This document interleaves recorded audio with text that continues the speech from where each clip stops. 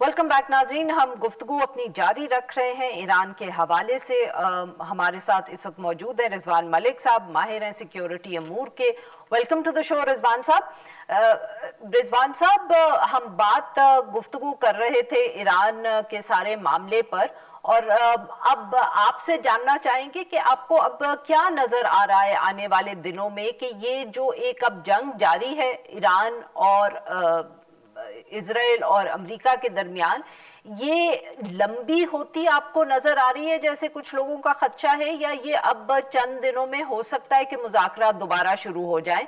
अहम बात यह है कि ईरान की तरफ से ये पैगाम जा चुका है कि वो मुज़ाकरात चाहते हैं। सदर डोनाल्ड ट्रंप ने भी शुरू में ये ऐलान किया कि जब उन्होंने बताया कि कितनी सीनियर लीडरशिप जो है उनको उन्होंने अमेरिकन और इजरायली हमलों में असैसिनेट कर दिया, और साथ में उन्होंने कहा कि जो नई लीडरशिप है वो मुझसे बात करना चाह रही है। मगर उसके बाद ये भी पैगाम सामने आया कि लगता है या हो सकता है कि 2-4 हफ्ते और जंग जारी रहे। तो अब आप इस सारे मामले को किस तरह देख रहे हैं? अभी तक तो जो सूरत हाल नजर आ रही है उसमें तो ये लग रहा है कि ये कोई क्लियर एंड नहीं है यूएस और इसराइल के जहन में, क्योंकि उनके तीन जो पॉसिबल ऑप्शंस हैं। एक है वो फर्स्ट जो कहते हैं रिजीम चेंज, तो कुछ इसमें क्लियर नजर नहीं आ रहा कि वो रिजीम चेंज कैसे करेंगे। अगर वो टॉप लीडरशिप कत्ल भी हो जाती है, जिसमें उन्होंने मेजोरिटी लोगों को कत्ल कर भी दिया या शहीद कर दिया है, तो उसकी जगह उनका एक मैकेनिज्म है ईरान का अपना, वो पासदाराना इनकलाब वाले और बाकी उनका एक सिस्टम इन प्लेस है जिसमें जो उनके दूसरे सेकंड जो स्टेज वाली लीडरशिप है उसको रिप्लेस कर लेगी। तो इसमें यह है कि इसमें पहली बात तो ये है कि रिजीम चेंज, हाँ ये इसको आप कह सकते हैं कि ऊपर टॉप लीडरशिप चेंज हो सकती है, लेकिन जो ईरानी सिस्टम है ना, जो ये पोस्ट रेवोल्यूशन वाले सिस्टम है, वो पूरी तरह इंटेक्ट ही रहेगा, फिलहाल तो यही लग रहा है। और दूसरा ये है कि जो ये लोग कह रहे थे कि जी जो ईरान में प्रोटेस्ट हो रही थी कुछ टाइम पहले, कुछ 1-2 वीक पहले, तो उसकी वजह से जो लोग हैं वो काफी तंग हैं अपनी हुकूमत से, और वो चाहते हैं कि इससे छुटकारा हासिल हो, क्योंकि महंगाई है, सैंक्शंस हैं, एक्सपोर्ट्स नहीं है, बाकी चीजें हैं। लेकिन उसका असर ये हुआ है कि जब यूएस ने अटैक किया तो वो जो उनका जो एंटी यूएस सेंटीमेंट्स थे ना ईरान में, वो दोबारा मतलब उजागर हुए और वो बड़े हैं, और वो जो उनमें थोड़े सा वो आया भी था अपनी गवर्नमेंट के खिलाफ, वो एक नफरत या वो एक लहर, तो वो फिर एक इमोशनल मोहब्बत में तब्दील हो गई है, क्योंकि ये वो एक थियोलॉजिकल किस्म की स्टेट है और उन्होंने एक नैरेटिव प्रोड्यूस किया है एंटी अमेरिकन।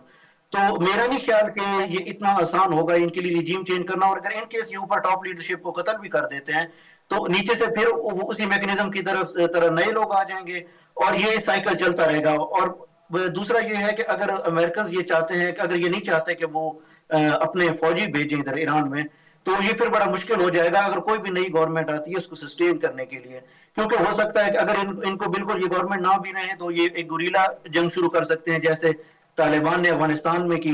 तो उसका हमने एक एग्जांपल देखा है कि वो 20 साल इधर रहे, उन्होंने बहुत ज्यादा इन्वेस्टमेंट भी की, पैसे भी लगाए, लेकिन अभी उनके जहाज इधर काबुल एयरपोर्ट पे ही खड़े थे तो तालिबान दोबारा पहुंच गए थे काबुल में। तो फिलहाल तो ये सही। एक एक एंडलेस वॉर लग रही है। और सेकंड, उन्होंने जो इस पे वो लॉजिक देते हैं, वो कहते हैं जी हम इसको ना जो उनका न्यूक्लियर प्रोग्राम है उसकी वजह से हम इनको अटैक कर रहे हैं। तो वो भी उसकी कोई बाहिर तो लॉजिक नहीं लगती। उसकी दो वजूहत है। एक तो ये है कि वो लास्ट ईयर जून में उन्होंने स्ट्राइक की थी ईरान पे, जिसपे उन्होंने क्लेम किया था जी हमने इनकी जो न्यूक्लियर फैसिलिटीज हैं इनको तबाह कर दिया और अब ये नियर फ्यूचर में दोबारा इंरिचमेंट नहीं कर सकते। तो अगर उनका वो क्लेम सच था तो ये कैसे हो गया कि 6 मंथ के अंदर अंदर वो ईरान सही। फिर वो सलाहियत हासिल करने में कामयाब हो गया।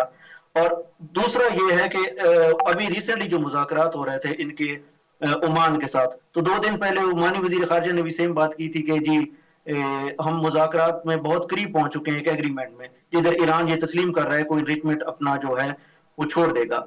लेकिन उसके बावजूद ये स्ट्राइक्स हो जाना और ये अमेरिका और इसराइल का अटैक कर देना, ये बड़ा स्ट्रेंज है। और इसमें ये दिखाई दे रहा है कि उनके पास कोई क्लियर कट गोल्स नहीं है, और उसका ये होगा कि उसमें उससे खित्ते में ना काफी इंस्टेबिलिटी आएगी आगे जाके।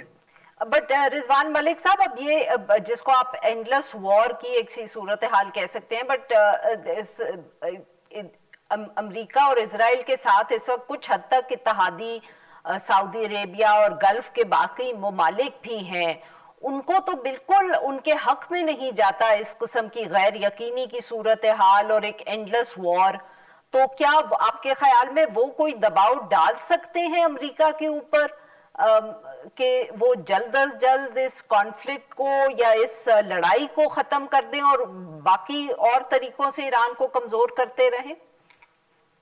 جی ڈال تو سکتے ہیں لیکن ایک لمیٹڈ حد تک، کیونکہ ہم نے دیکھا ہے کہ جب کچھ منتھ پہلے جب کچھ لوگ تھے مذاکرات کے لیے حماس کے ادھر قطر میں، تو اسرائیل نے قطر پہ بھی بمبنگ کی تھی دوحہ میں. تو حالانکہ قطر ایک بڑا الائی ہے یونائٹڈ اسٹیٹس کا، تو اس میں ہم اس کو ایسے دیکھ سکتے ہیں کہ وہ دباؤ ڈال سکتے ہیں لیکن شاید اتنا دباؤ نہیں ڈال سکتے جتنا اسرائیل ڈال سکتا ہے یونائٹڈ اسٹیٹس پہ. اور دوسرا اس کا یہ ہے کہ جو اب نئے ہرموز ہے یا جو اسٹیٹ آف ہرموز ہے وہ بند ہونے سے یہ جو بڑی اکانومیز ہیں نا، انڈیا، چائنا اور جاپان، ان کو بڑا دھچکا لگ سکتا ہے کیونکہ ان کی آئل سپلائیز اور گیس سپلائیز ادھر سے جاتی ہیں، تو ان کے لیے بھی ایک مسئلہ ہے. لیکن اگر ان کی گلف اسٹیٹس کی بات کی جائے تو وہ میرا نہیں خیال کہ اتنے ایک حد سے زیادہ پریشر امریکہ پہ ڈال سکتے ہیں، کیونکہ آلریڈی وہ کافی ان پہ سٹرائکس ہو رہی ہیں اور ان پہ میزائل داغے جا رہے ہیں، لیکن وہ اس کو برداشت کرنے کے علاوہ ان کے پاس شاید کوئی آپشن نہیں ہے.